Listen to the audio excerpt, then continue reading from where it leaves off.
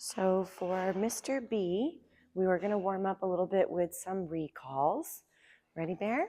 So obviously as he comes to do a nice little check-in, I'm going to feed him for that. But I'm going to go ahead and see if I can send him away, get him to get distracted. Bear, come.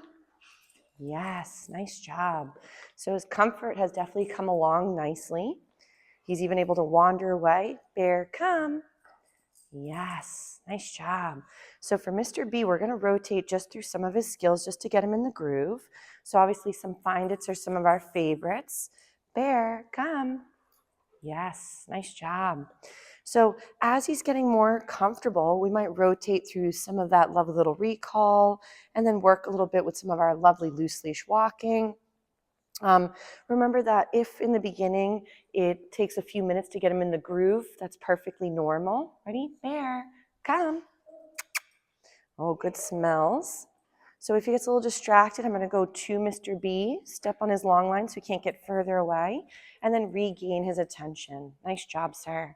So if there's moments where, again, your babe is starting off not quite as attentive, give them the chance to, again, warm up for the first 5, 10, 15 minutes, and then start trying to up the criteria or see if you can get more of a refined variety to your skill set. So ready, Bear, come. Yes. So as he's working it, we might rotate through some of his previous skills. Nice little sit, sir. Gorgeous. Again, as he's practicing, I might go ahead and work him through some of his previous skills, but then I'll also see if I can get him to start working some of those pattern games too. So again, we might work a little bit with the up-down game. Yes. So I know Dad had mentioned that he's still getting quite flustered, Mr. B, when he, is working on the tether system. I know we very briefly chatted this morning. Yes, and I mentioned how if the crate is more of a relaxation or settle spot, to use that throughout the day, yes. When Mr. B would be kind of getting unruly or overly mouthy.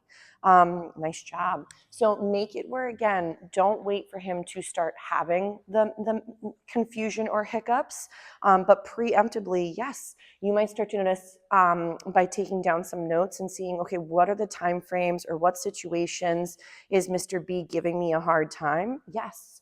And then maybe preemptively, maybe 5, 10, 20 minutes prior to that event, see if you can start getting your dog to go and take those breaks prior to having him practice the behaviors you don't want him to get good at. So right there, yes. So right now we've rotated from the up-down game to now the ping pong game.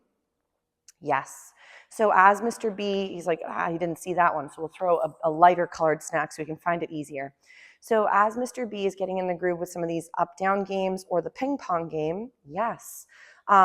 Remember that at home, if he does better in one setup versus another, so tethering is still, yes, very new to him. So you may find, okay, maybe after we do a few great little skills, we work on tethering, but before we ever needed it. If again we use, yes, the tethering for those moments where maybe he's overtired or really having a harder time, we may find that's a better moment for crating. So even though, yes, he is an adult dog, we might still want him to get in the rhythm of when I get overtired and I don't know what to do with my mouth or my body, maybe that's a moment that preemptively we put him to his house. Find it? Nice job. So again, ready? Bear, come. Yes, nice job. So for Mr. B, obviously, as he's getting more into the groove, we'll rotate through some of these skills. Ready, Bear? And we'll start honing in on getting some behaviors. So again, we might go into a little front. Nice. Ready? Front. Gorgeous. Front. Nice.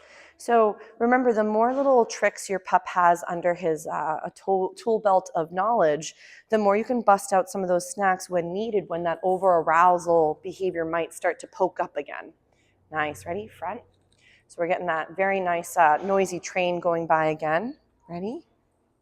Nice. Good job. So you'll see sometimes I also just let him drag his gear.